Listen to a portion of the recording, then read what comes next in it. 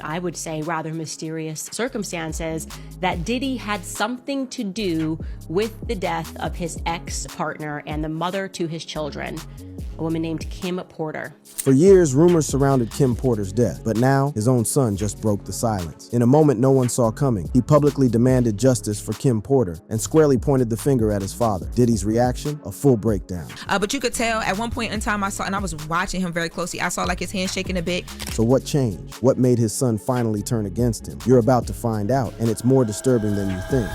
The beautiful soul lost too soon. We're talking about the tragic loss of Kim Porter, a beautiful soul, devoted mother, an absolute queen who deserves so much better than what she got. And honey, when I tell you that her story will make your blood boil and your heart break at the same time, I am not exaggerating. Now, before we get into the tea that's about to be scalding, let me paint you a picture of who Kim Porter really was. This woman wasn't just another pretty face in the industry. She was a force. Born on December 15, 1970 in Columbus, Georgia, this Georgia peach had dreams bigger than her small hometown could contain. And baby, she was about to make every single one of those dreams come true. Picture this, a teenage Kim Porter, probably around your age if you're watching this, looking in the mirror and knowing that she was destined for greatness. She graduated from Columbus High School in 1988 and immediately packed her bags for Atlanta because, and I quote, "I knew if I really wanted to be famous, I would have to leave my hometown." That's the kind of determination and self-awareness that legends are made of, period. Kim wasn't just chasing fame for the sake of being famous. She had talent, she had beauty, and she had the kind of magnetic personality that drew people to her like moths to a flame. She signed with major modeling agencies like Wilhelmina Agency and Elite Model Management, and honey, she was working. We're talking covers of Essence magazine, campaigns for Tommy Hilfiger and Revlon. This woman was living her absolute best life and serving looks that would make today's Instagram models weep with envy. The modeling world back then wasn't like it is now, where you can blow up overnight with a viral TikTok. This was hardcore, competitive, cutthroat business where only the strongest survived. And Kim Porter didn't just survive, she thrived. She traveled to global destinations including Paris, Ibiza, Brazil, and Japan, working with industry icons like Naomi Campbell, Veronica Webb, and Kimora Lee Simmons. That's like being part of an exclusive supermodel sisterhood that most people could only dream of joining. Now let's talk about love, because Kim Porter's love story is both beautiful and tragic in ways that will make you want to scream at your screen. First, there was Al B. Sure, and yes, that exclamation point is part of his name, don't it me? They met in 1988, got married in 1989, and had their son Quincy in 1991. This wasn't just some casual Hollywood hookup. Al B. Sure played a pivotal role in relocating her to New York City to pursue a modeling career, essentially launching the next phase of her incredible journey. It was young love. It was passionate, but honey, sometimes young love isn't built to last. They divorced, but here's the thing that speaks volumes about Kim's character. They remained friends, good friends, the kind of co-parents that actually put their child first instead of using him as a weapon. Revolutionary concept, right? Al B. Sure has consistently maintained that there was no bad blood between them, emphasizing their amicable post-relationship dynamic. But then came Sean Combs. Oh boy, where do I even begin with this man? Kim met Diddy in the early 1990s when she was working as a receptionist at Uptown Records. And let me tell you, that's not just some coincidence. This was destiny calling, except destiny had some seriously twisted plans in store. Now imagine being Kim Porter, this gorgeous, talented woman with her whole life ahead of her, and this charming, ambitious music executive starts paying attention to you. Andre Harrell later said that Combs was in love with her from the first time he saw her, noting that Combs would light up when Porter smiled at him each morning. And honestly, who could blame him? But here's the thing about love bombing. It feels amazing when it's happening, but it's often the first red flag of something much darker. When I met Sean, he was cool.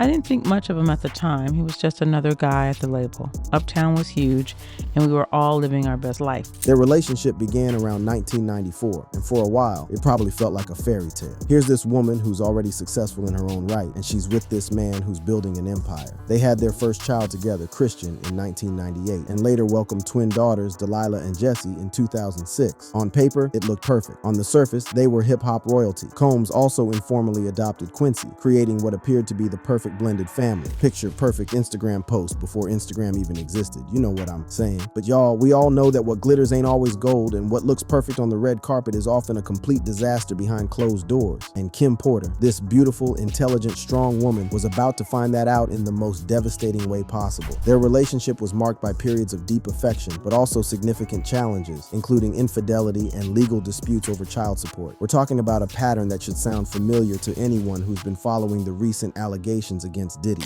Unfortunately, because deep down, I knew everything that was happening, but I lied to myself a lot. He was so charming, a wolf in sheep's clothing, a devil and I fell for it. Now, I want to pause here for a moment because we need to talk about something that's absolutely crucial to understanding Kim's story. Kim Porter was not just some random girlfriend or baby mama. This woman was a businesswoman, an actress, a model, and a phenomenal mother. She co-founded 3 Brown Girls, a lifestyle and event planning company, and she was instrumental in launching careers, including helping Janelle Monáe get her start in the industry. Let me break this down for y'all because this is important. Porter invited Monáe to an open mic night and introduced her to industry contacts, a gesture Monáe later said left her forever indebted to Porter. That's the kind of woman Kim was. She lifted other people up. She used her connections and influence to help others succeed. That's queen behavior, period. Kim Porter was building her own empire while dealing with whatever chaos was happening in her personal life. She appeared in films like The Brothers, 2001, and TV shows like Single Ladies, 2011, proving that she wasn't just sitting around waiting for handouts. She was out here making moves, creating her own opportunities, and establishing herself as more than just somebody's girlfriend. And can we talk about her as a mother for a hot second? Because this is where Kim Porter truly showed her strength. She had 4 children, Quincy with Al B, Sure, and Christian, Delilah, and Jesse with Diddy. And by all accounts, and I mean every single person who knew her personally, she was an absolutely incredible mother. How are you feeling tonight? I'm feeling like a proud mother. Yes, I am. Just showing support for Quincy. He did such an amazing job in the movie. And Look at that genuine pride, that pure joy radiating from her face. Her children described her as our world and honey. That tells you everything you need to know about the kind of woman she was. She frequently shared moments with her children on Instagram, showcasing their close relationship, and you could see in every post that these kids were her entire universe. An Essence article from October 2020 titled A Mother's Love featured 15 photos of Porter with her children, noting that spending time with her beautiful children made her the happiest and that she lived for her family. On November 15, 2018, Kim Porter was found unresponsive in her Toluca Lake, California home. The official cause of death, lobar pneumonia. Now, I don't know about y'all, but when I hear that a healthy 47-year-old woman just suddenly died of pneumonia, my first thought isn't, oh, that makes perfect sense. My first thought is, wait, what? The timeline of her illness, as detailed in the autopsy report, shows she had been experiencing flu-like symptoms for several days prior to her death. But here's what gets me. She had recently returned from a trip to Africa and had been home for a month with no reported health complaints. So she was fine, then she got sick, then she was dead. Just like that. And apparently I'm not the only one who felt that way, because the people who loved Kim Porter the most, the people who knew her best, have been asking questions ever since. The questions that won't go away. Let's start with Al B. Sure, because this man has been screaming from the rooftops that something ain't right about Kim's death. And honestly, the more I dig into his story, the more I understand why he's so fired up about it. This isn't just some bitter ex trying to stir up drama. This is a man who genuinely believes that the mother of his child was murdered, and he's willing to put everything on the line to prove it. Do you believe that she died of pneumonia? Absolutely not. Al B. Sure has been disputing the official cause of death, and his reasoning is pretty compelling when you think about it. He says Kim was in the best of health weeks before her death, and they had just been together celebrating their son Quincy's Netflix project. Picture this. You're at a family celebration. Everyone's happy. Everyone's healthy. Kim is glowing with pride over her son's success, and then a few weeks later, that same person is just gone. That doesn't sit right with anyone who's got half a brain cell. But here's where it gets really interesting. And by interesting, I mean absolutely terrifying. Al B. Sure claims that Kim kept a diary, and in this diary, she allegedly documented some seriously disturbing things about her relationship with Diddy. We're talking about claims of physical abuse, manipulation, and what he calls a perverted lifestyle. Now, I can't get into all the graphic details because we've got young viewers, but let's just say the allegations paint a picture of a relationship that was anything but healthy. He suggested that Porter's death was connected to her knowledge of Diddy's alleged misconduct, drawing parallels to Cassie Ventura's lawsuit against Diddy. Essentially, he's saying that Kim might have been planning to expose the same kind of behavior that Cassie eventually came forward about. And here's the kicker. Al B. Sure claims that Kim's computer and mobile devices, which allegedly contained her original book notes, were stolen, as in someone came into her house and took the very devices that might have contained evidence of whatever she was going through. If that doesn't make your spider senses tingle, I don't know what will. He's called for an investigation into individuals around her residence who stole her computer and mobile devices containing original book notes. That's some CSI level conspiracy stuff right there. But when you consider what's been coming out about Diddy in the recent months, it doesn't sound as far-fetched as it should. I can't hide it any longer. Sean Combs must be stopped. Now, before y'all come for me in the comments, I want to make it crystal clear that Kim Porter's children have publicly stated that there was no foul play in their mother's death. In September 2024, Quincy, Christian, Jesse, and Delilah issued a joint statement saying the cause of her death has long been established. There was no foul play, and I completely understand why they would want to protect their mother's memory and their own peace of mind. According to the documents, the kids are also denying the existence of a flash drive, period, calling the claim patently false. They argue that if it was a flash drive that exists, then they would own it, like it would belong to them. But here's the thing that's been bothering me, and I'm sure it's bothering y'all too. These kids were still pretty young when their mom died. The twins were only 11 years old. Quincy was in his 20s, but he's also been raised by Diddy since he was a toddler. Christian was just 20. So when they say there was no foul play, are they speaking from a place of knowledge, or are they speaking from a place of protection? Are they protecting their mother's memory, or are they protecting themselves from a truth that might be too horrible to face? And let's be real here. If you found out that the man who raised you, who you call Pops, who provided for you and your siblings, might have been involved in your mother's death, wouldn't you want to deny it too? Wouldn't that be easier than facing such a devastating reality? Let's talk about the elephant in the room here, this mysterious memoir that's been causing all kinds of drama. A book called Kim's Lost Words, A Journey for Justice from the Other Side was published in September 2024, claiming to be based on Kim's diary entries. Now, this book was immediately denounced as fake by Kim's children, and honestly, reading some of the excerpts, I can understand why they'd want to distance themselves from it. The book contains some absolutely wild allegations, and I'm keeping this family friendly, but we're talking about claims of inappropriate behavior, violence, and situations that no person should ever have to endure. The book alleged physical abuse by Combs, including an incident where he allegedly hit her with a chair, resulting in hospitalization. Regarding Kim's sudden death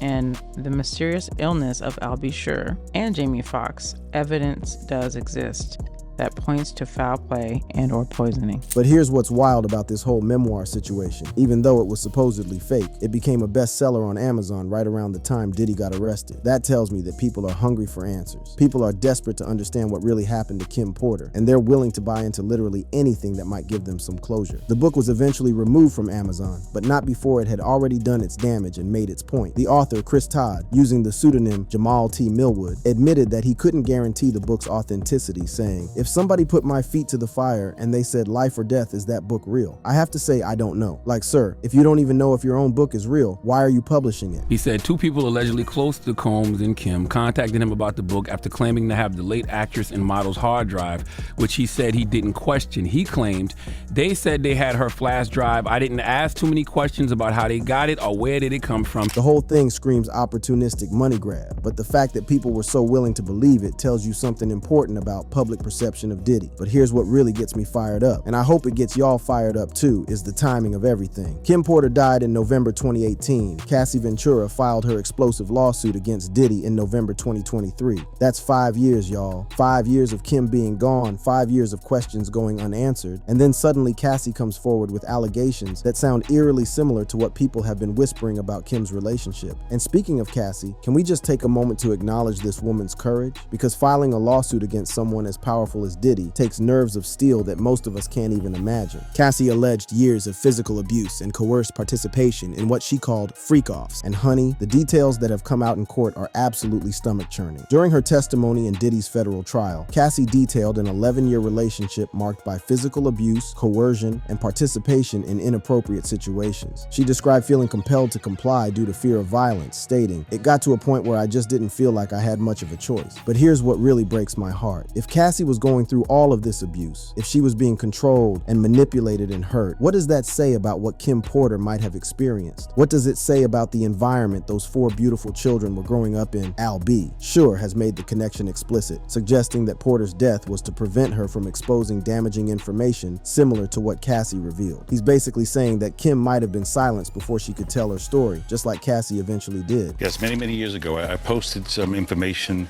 that was, basically trying to save my life. And thank goodness to my ex the wonderful Kim Porter, the late Kim Porter, who, kind of warned me all along the way to, just kind of watch your back, so on and so forth. And I didn't understand why. Because of Diddy. Now, I know some of y'all are probably thinking, but wait, didn't Al B, sure, have his own issues with Diddy? Isn't he biased? And you're not wrong to ask those questions. Al B, sure, did have his own health crisis in 2022, falling into a coma that lasted for months. He suffered multi-organ failure, leading to a 2-month medically induced coma and a liver transplant. And here's where things get really spooky. Al B, sure, believes Diddy or his affiliates were responsible for his organ failure. He's described it as mysterious and out of the blue, and alleged that Diddy orchestrated a costly PR campaign to discredit him. Some people might say he's got an axe to grind, but when you consider the pattern of people who've had issues with Diddy ending up with serious health problems, it starts to look less like coincidence and more like something else. But here's the thing, even if Al B, sure, has his own motivations, even if he's got his own beef with Diddy, that doesn't make his concerns about Kim Porter any less valid. Because at the end of the day, we're not just talking about one person's allegations anymore. We're talking about a pattern. There have been unverified claims that the first coroner initially marked Porter's death as suspicious or foul play and died under mysterious circumstances shortly after, though no evidence supports this claim and it contradicts official reports. But the fact that people are even speculating about this stuff tells you how deep the distrust runs. The demand for justice. Kim and Diddy's relationship was marked by periods of deep affection, but also significant challenges, including infidelity and legal disputes over child support. But challenges is putting it very mildly when you consider what's been alleged about their relationship dynamics. Now, I'm trying to keep this family friendly, but even from these alleged diary entries, you can see that Kim was being pushed into situations that made her uncomfortable. That's not love, y'all. That's coercion. And when someone you're supposed to love keeps begging you to do things that make you uncomfortable, that's manipulation, plain and simple. The relationship faced turbulence, including Combs' affair with Jennifer Lopez in 1999, which led to a breakup and a custody battle over Christian. But it wasn't just about cheating. It was about a pattern of disrespect and control that apparently started early in their relationship. They reconciled in 2003, but split permanently in 2007. And the reason for that final split, Kim discovered that Diddy had fathered a daughter, Chance, with Sarah Chapman while she was pregnant with their twin. Imagine being pregnant with twins and finding out your man has been creeping around with another woman who's also having his baby. That's not just betrayal, that's psychological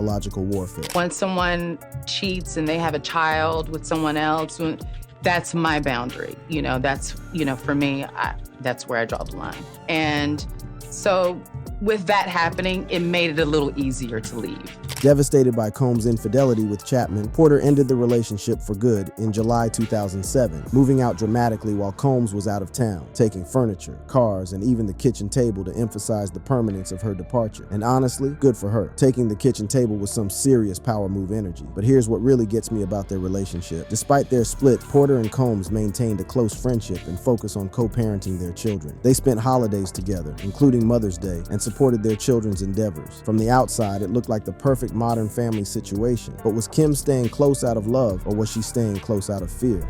Then Sean hit me. This was the first time, but he slapped me hard. Before I could form words, he began to beg, I'm sorry. Holding my cheek where he hit me, I turned and ran off. This alleged account of the first time Diddy put his hands on Kim is absolutely chilling. And the fact that he immediately started begging for forgiveness, that's classic abuser behavior, y'all. Hit first, apologize later, make the victim feel like it's somehow their fault or that it won't happen again. And apparently, it wasn't the last time. According to the controversial memoir, there were multiple incidents of physical violence, including one where Diddy allegedly hit Kim with a chair. Now, I know that memoir has been disputed, but when you look at the pattern of behavior that's coming out about Diddy in his current trial, these allegations start to sound a lot more believable. Let's talk about the most heartbreaking part of this whole situation, the fact that Kim Porter's children are caught in the middle of all this chaos. These kids lost their mother when they were still young. Remember, the twins were only 11, and now they're having to deal with conspiracy theories, fake memoirs, and public speculation about whether their mom was murdered. But here's where things get really complicated, and honestly, really heartbreaking. Quincy Brown, Kim's eldest son, has been caught between his biological father, Al B, sure, and his adoptive father, Diddy. And y'all, this dynamic is messier than a reality TV show, except it's real life and there are real people getting hurt in ways that most of us can't even comprehend. The family drama is absolutely intense, and it's playing out on social media for the whole world to see. Al B, sure, has been trying to reach out to Quincy, posting on Instagram with messages like, "Come home, the door is wide open, you're safe here, son. I love you, Pops, you're biological." But Quincy has been standing by Diddy, the man who raised him, even as more and more allegations come to light. The post that LB Shore shared to his story said, "Nothing breaks a dad more than seeing his love for his kids turned into a weapon. Hashtag free Quincy."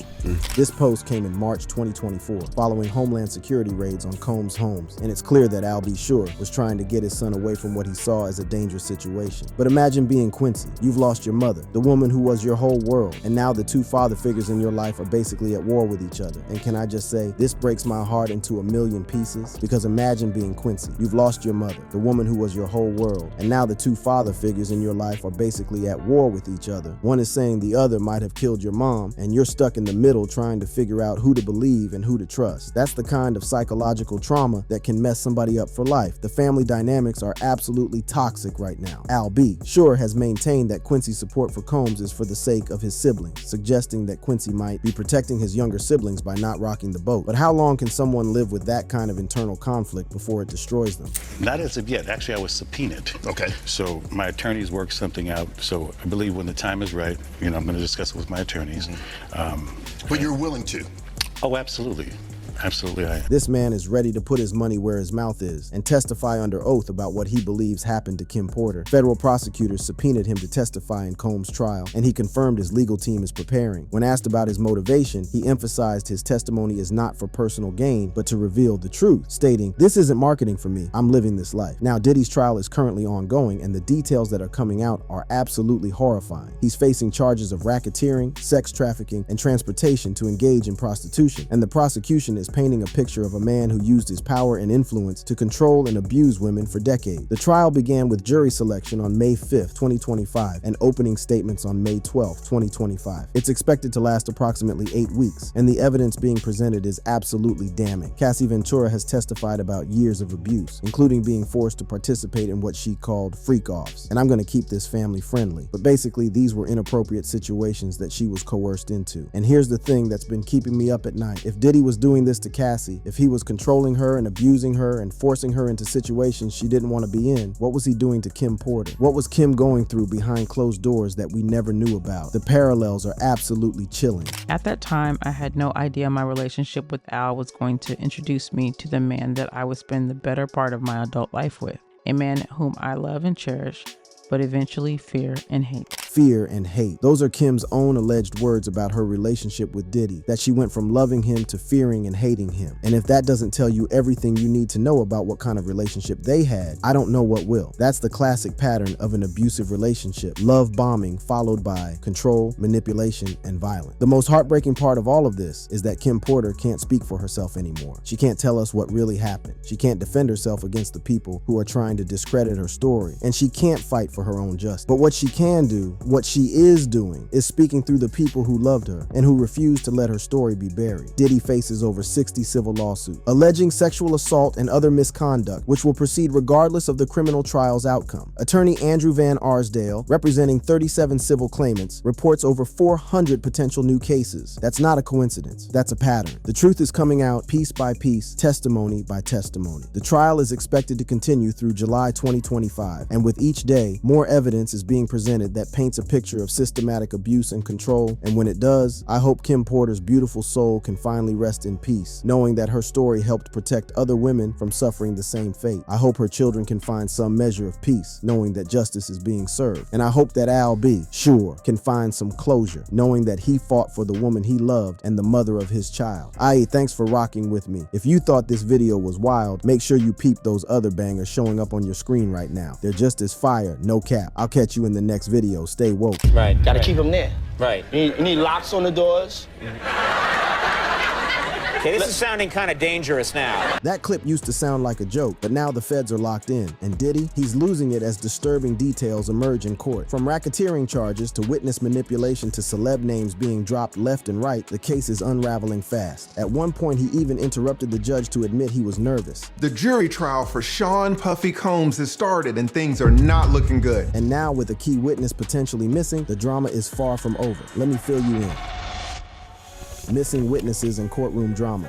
Hey, let me break it down for y'all about what kind of heat Puffy is facing in the courtroom. Diddy's federal trial popped off on May 5th, 2025 at the Manhattan Southern District of New York Federal Courthouse. The case, officially titled United States v. Combs, is expected to drag on for about 8 to 10 weeks, with the court grinding Monday through Friday like a regular 9 to 5. At the heart of the prosecution's case are 4 alleged victims, referred to in the legal paperwork as Victim 1, Victim 2, Victim 3, and Victim 4. While 3 of them have their identities on lock for privacy reasons, everybody and their mama knows Victim 1 is Cassandra Cassie Ventura, Diddy's ex, whose lawsuit back in November 2023 was the first domino to fall. The other 3 alleged victims got the green light to testify under fake names to protect them from significant embarrassment, anxiety, and social stigma because of the explicit nature of what they're expected to talk about. This protection makes sense given the sensitive allegations, which include claims of being forced into sexual situations with male prostitutes and being coerced into Diddy's infamous freak-offs. But check this, on day 3 of the trial, the prosecutors dropped a bombshell when they admitted they can't find one of these key witnesses, the one they call Victim 3. This unexpected plot twist could mess up the prosecution's game plan in a major way.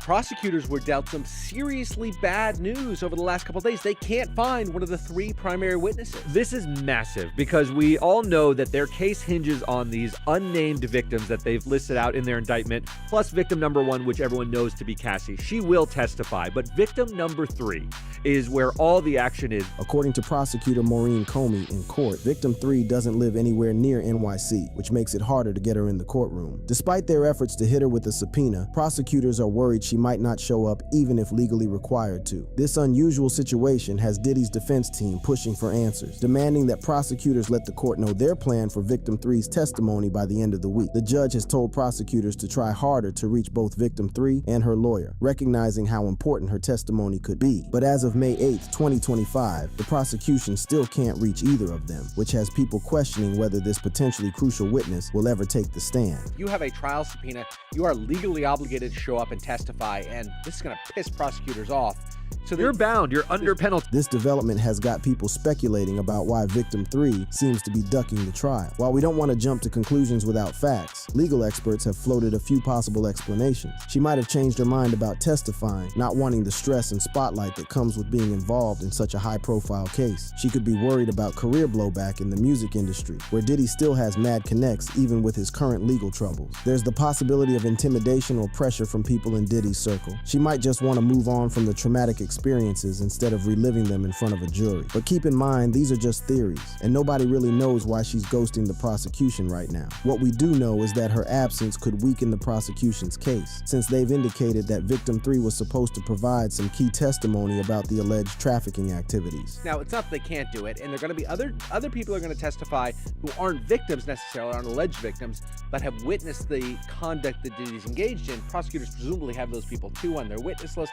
We're going to find out as the case goes on. Despite this setback, the prosecution is still moving forward, relying on testimony from the other alleged victims and witnesses who might have seen Diddy's behavior or been involved in his activities. These are expected to include a friend, a business associate, and a male sex worker, plus Cassie Ventura. The prosecution's whole case is built around the claim that Diddy was running what amounts to a criminal enterprise through his businesses, including Bad Boy Entertainment and Combs Global Enterprises. They're saying he used his employees, resources, and industry pool to facilitate his alleged crimes and keep control over his victims. This approach lets them pursue those serious racketeering charges that could put Diddy away for life if he's found guilty. Now let's talk about Diddy's defense strategy. His legal team, led by attorneys Mark Agnifilo and Tenny Geragos, is mainly focused on portraying all the alleged sexual encounters as consensual activities between adults. They keep describing the accusers as former long-term girlfriends who willingly participated in Diddy's lifestyle, which they frame as that of a swinger. That is because she told them she had helpful information, and actually they would have asked her a million questions. She would have stood up under this woman had something to testify that was going to help prosecutors' case. Besides challenging the nature of these relationships, Diddy's lawyers have been aggressively contesting certain evidence, demanding that prosecutors produce videos mentioned in the indictment, which they claim show adults having consensual sex, plain and simple, with no violence or coercion. This move suggests they're confident that the visual evidence will back up their side of the story rather than the prosecution. The defense caught an early W when Judge Subramanian Subramanian ordered prosecutors to destroy materials they seized during a raid on Diddy's jail cell, ruling that the search violated attorney-client privilege. The materials reportedly included notes and recordings about Diddy's trial strategy, which his attorneys argued were improperly obtained and should be thrown out. However, the defense is facing some major hurdles, especially with allegations that Diddy has been trying to influence witness testimony from behind bars. Prosecutors claim he used other inmates' phone accounts and three-way calls to reach people not on his approved contacts list, potentially trying to shape their statements or discourage them from cooperating with the investigation. They also allege that he told family members to reach out to potential witnesses and orchestrated social media statements to counter specific allegations, like an Instagram post by Witness 2 disputing claims made in Dawn Richards' civil lawsuit. If these witness tampering accusations turn out to be true, they could seriously damage Diddy's credibility with the jury and potentially lead to additional charges. Another challenge for the defense is the hotel surveillance video showing Diddy allegedly assaulting Cassie Ventura. Despite their efforts to keep this footage out of the trial, arguing that it had been altered, CNN denied any manipulation, and the judge ruled it admissible. This video could significantly impact the jury's perception of Diddy and lend weight to the broader allegations of abuse and coercion. The defense has also made some strategic moves during jury selection, questioning potential jurors to identify any biases that might work against Diddy. They've challenged certain expert witness testimony too, successfully arguing against the use of coercive control in psychologist Dawn Hughes' testimony, limiting it to coping strategies for victims. This suggests a strategy to limit the prosecution's ability to frame the allegations as abusive. During the initial days of the trial, Diddy has appeared in court wearing his own clothes rather than jail attire, opting for a dark blue sweater over a crisp white button-down, though his hair has noticeably grayed during his 7 months in custody, as hair dye isn't allowed in the Brooklyn jail where he's being held. This change in appearance from his typically polished public image provides a visual reminder of the serious situation he's facing. As the trial progresses beyond jury selection toward opening statements and witness testimony, the stakes continue to rise for both sides. The prosecution must prove their case beyond a reasonable doubt despite the complication of a missing witness, while the defense needs to effectively counter the mounting evidence and allegations against their client. The trial is expected to continue for another 8-10 weeks, with court sessions scheduled Monday through Friday. During this time, we anticipate hearing detailed testimony about the alleged freak-offs and the methods Diddy supposedly used to coerce and control his victims, balanced against the defense's portrayal of consensual relationships and willing participation. The allegations. The charges against Diddy are mad serious, no cap. He's looking at 1 count of racketeering conspiracy that can get you life in the pen, 2 counts of sex trafficking by force, fraud, or coercion, each one carrying life with a minimum of 15 years, 2 counts of transportation to engage in prostitution, each with up to 10 years. The feds claim this mess spans a whole 2 decades from 2004 to 2024, saying Diddy was out here abusing, threatening, and forcing women into these drug-fueled sex parties he called freak-offs. Then supposedly, he threatened them to stay quiet so his public image wouldn't take a hit and to keep himself out of legal drama. For the record, Diddy is maintaining his innocence, pleading not guilty across the board. His legal squad keeps saying that all these encounters were consensual and that the alleged victims were just former long-term girlfriends who were involved in consensual relationships. They're basically saying Diddy was just living that swinger lifestyle and there wasn't nothing criminal about what he was doing. The judge holding it down in this high-stakes trial is Judge Arun Subramanian, who President Biden put on the bench in 2022 before the Senate confirmed him in 2023 with a 59-37 vote. Judge Subramanian is only 45, which is young for a federal judge, and he's got the tough job of keeping everything fair and orderly in one of the most watched celebrity trials in years. According to a reporter, about 90 minutes into jury selection, Diddy asked for a bathroom break. When the judge questioned if he really needed one, Diddy raised his hand a little and admitted, "Your Honor, I'm feeling a little bit nervous right now." This is wild coming from a dude who's always been on his boss man energy. The same guy who threw those infamous white parties and ran through the industry like he owned it. Now he's sitting in court looking shook, facing the possibility of never being free again. That's a different kind of pressure. The trial started with jury selection, which was a whole thing by itself because of who Diddy is. The court had to screen more than 600 potential jurors, knowing it would be a struggle to find people who didn't already have opinions about the bad boy founder. Yeah, there's really been a flurry of activity, but you got to give credit to Judge Subramanian here. He is really starting to exert control over this case, and he has a schedule that he wants to keep. And part of that schedule is getting this jury selected by Friday. So as you mentioned, he's whittled down the pool. Remember, we started with over 600 potential jurors because this was going to be a hard case to find the 18 people you need, those 12 jurors and those 6 alternates. By the third day, Judge Subramanian had narrowed this massive pool down to 45 people, and from those, they picked the final jury 12 main jurors plus 6 alternates. That's efficiency right there, showing the judge is on his grind to keep this trial moving despite all the complications. During jury selection, potential jurors were shown a list with over 100 names and places that might come up during the trial. The list had mad celebrities on it, including Kanye West, Kid Cudi, and Michael B. Jordan. None of these folks are accused of anything, but they might get mentioned when witnesses start talking or when evidence drops. Kanye West, Kid Cudi, Michael B. Jordan. These names and other celebrities came up at day one of Diddy's sex trafficking trial in Manhattan.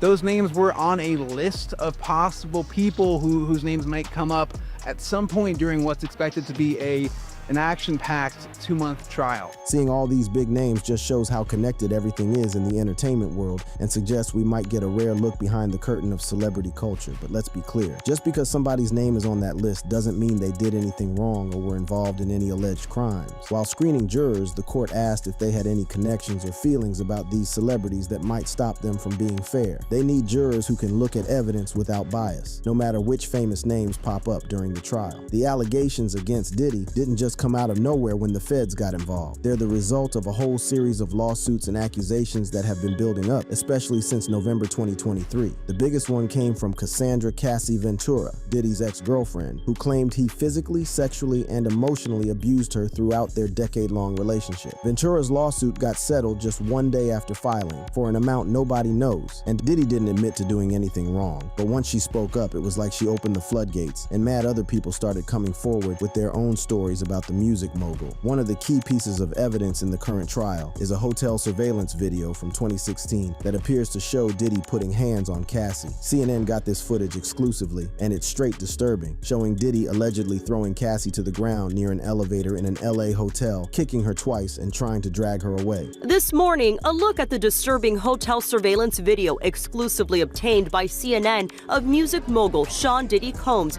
amid several assault allegations. The video from March 2016 reportedly shows Combs attacking his then-girlfriend singer Cassie Ventura, throwing her to the ground near an elevator in a Los Angeles hotel, then seen kicking her twice and trying to drag her away. Ventura's attorney responding to the video stating the gut-wrenching video has only further confirmed the disturbing and predatory behavior of Mr. Combs. The judge ruled this video can be used as evidence in Diddy's trial, even though his defense team tried to block it. Having this footage could seriously impact how the jury sees Diddy and might make the prosecution's other claims about abuse and coercion seem more believable. After Ventura's lawsuit dropped, more than 63 additional civil complaints have been filed against Diddy, with lawyer Tony Busby announcing in October 2024 that he's representing 120 accusers, 60 men and 60 women, including 25 people who say they were minors when the alleged incidents happened. These lawsuits include all kinds of allegations: sexual assault, battery, false imprisonment, trafficking going back decades from the 90s to now. Many of these cases were filed under New York's gender-motivated violence protection law, which lets people sue even after the regular time limit has passed. This law is why there's been such a flood of civil complaints against Diddy, allowing people to seek justice for stuff that allegedly went down many years ago.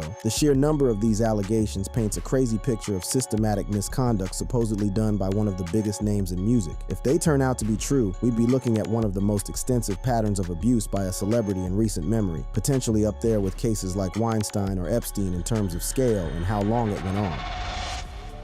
The case shaking the entire industry.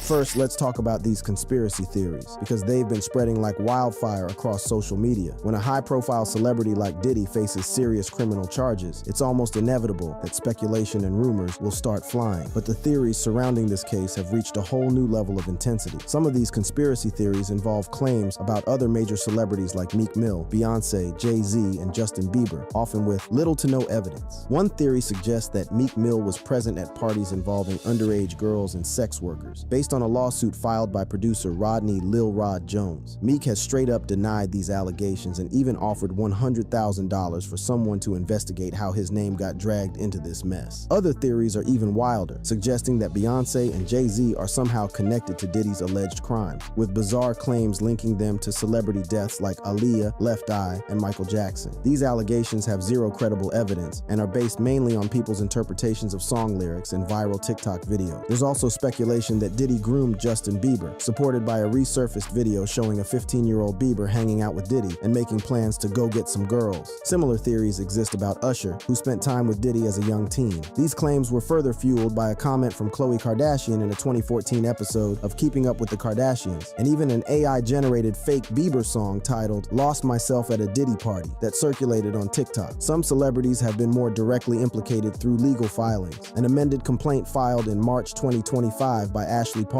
and 2 unnamed plaintiffs listed over a dozen defendants, including NFL star Odell Beckham Jr., who was accused of participating in a violent gang in 2018. Beckham strongly denied these allegations, stating he was nowhere near the location at the time and would never commit such acts. Similarly, comedian Drew Desbordes was accused of Parham in 2018, but called the allegation a fabricated lie, noting that he wasn't even a public figure at that time and was living broke with his mom. These direct legal accusations are distinct from the broader conspiracy theories, though they still require proper legal evaluation before any conclusions can be drawn. Several major companies and brands have already distanced themselves from Diddy following the allegations. This corporate exodus reflects the serious reputational damage that has occurred, even before any verdict has been reached. For an entrepreneur whose brand was central to his business success, this represents a devastating financial blow, regardless of the trial's outcome. Some industry insiders have suggested that Diddy's case might represent just the tip of the iceberg, with potential for further revelations about misconduct in the entertainment world. This has created an atmosphere of anxiety within certain segments of the industry, with speculation about who might be implicated next. For artists who were closely associated with Diddy throughout their careers, the case presents a complicated situation. Many have remained notably silent, perhaps wary of being drawn into the controversy or of appearing to take sides before the legal process concludes. Others may be processing their own experiences and relationships with the music mogul in light of the allegations. The case also raises important questions about how the industry will handle Diddy's extensive musical legacy. As a producer and artist who shaped the sound of hip-hop and R&B across multiple decades, his creative contributions are significant. Yet if convicted, that legacy will forever be tainted by his crimes, creating difficult decisions for streaming platforms, radio stations, and other entities that distribute his music. As we look ahead to potential outcomes of this trial, several scenarios are possible, each with its own implications. If Diddy is convicted on all charges, he could face life imprisonment. Given the severity of the charges and his age, 55, this would effectively end his public career and likely lead to the dismantling of much of his business empire. A conviction would also potentially open the door to additional civil litigation from accusers seeking financial compensation, beyond the many lawsuits already filed. The combined legal and financial consequences could be devastating, not just for Diddy personally, but for the many businesses and individuals connected to him. Alternatively, if Diddy is acquitted or convicted on only some lesser charges, he might avoid life imprisonment, but would still face significant challenges rebuilding his reputation and business relationships. Even in this scenario, the public perception has been substantially affected by the allegations and evidence presented, making a full return to his previous status unlikely. There's also the possibility of a plea deal, though Diddy rejected an initial offer on May 1st, 2025. As the trial progresses and the strength of the evidence becomes clearer, both sides might reassess their positions. A plea deal could potentially result in a reduced sentence in exchange for guilty pleas to certain charges, providing some resolution while avoiding the full brunt of potential penalties. Regardless of the legal outcome, the social and cultural impact of this case will linger for years to come. It has already sparked important conversations about power, consent, and accountability in the entertainment industry. These discussions may eventually lead to structural changes in how the industry operates, particularly in terms of protecting vulnerable individuals from exploitation. As the trial unfolds over the coming weeks, we'll likely see more evidence and testimony that will further clarify the allegations against Diddy. The prosecution's case will focus on establishing patterns of coercive behavior and demonstrating that Diddy used his businesses and resources to facilitate criminal activities. As a reminder, Diddy is charged with very serious stuff, including coercing women into what he called freak-offs. Prosecutors have called them days-long coerced sexual performances. Let's also talk about how this case has affected Diddy personally. During his 7 months of incarceration at the Brooklyn jail, where he's been held without bail, his appearance has changed significantly, with his hair noticeably graying as hair dye isn't permitted in the facility. This physical transformation visually shows the seriousness of his situation and the toll it's taking. His hair, though, has been increasingly getting more gray in the 7 months that he's been locked up, because hair dye is not allowed at the Brooklyn jail where he's staying. As a reminder, Diddy is charged with very serious stuff, including coercing women into what he called freak-offs. For someone whose public image has been carefully cultivated for decades, this loss of control over his appearance and narrative represents a profound shift. No longer able to manage public perception through social media posts, strategic interviews, or carefully staged events, Diddy must now contend with a narrative largely shaped by court proceedings and witness testimony. The financial impact has been equally significant. Beyond the loss of brand partnerships and business opportunities, Diddy faces enormous legal expenses for his defense team and potential settlements or judgments in the numerous civil cases against him. The combined effect could substantially diminish the fortune he amassed over his decades-long career, regardless of the criminal trial's outcome. There's also a broader question about the cultural reassessment of Diddy's career and influence. Many of his famous parties and public behavior that were once celebrated in the media are now being re-examined through a more critical lens. Comments and interactions that previously seemed harmless or were played for laughs on TV shows and interviews are now being scrutinized for potential signs of problematic behavior. You need locks on the doors? Okay, this is sounding kind of dangerous now. Justin, right now he's having 48 hours with Diddy. Where we hanging out and what we doing, we can't really disclose. I had legal guardianship of Usher when, you know, he did his first album. I don't have legal guardianship of him. These clips, which once might have been viewed as playful or innocuous, now take on potentially darker implications in light of the current allegations. This wholesale reevaluation of Diddy's public persona demonstrates how dramatically perceptions can shift when serious accusations come to light. The question of who knew what and when will likely continue to loom large, both within the trial itself and in public discourse. Were there industry figures who were aware of Diddy's alleged behavior but remained silent? Were there systems in place that enabled potential misconduct? These uncomfortable questions may lead to further soul-searching within the entertainment world. Peace out, and we'll catch you in the next video. Click on the boxes on your screen.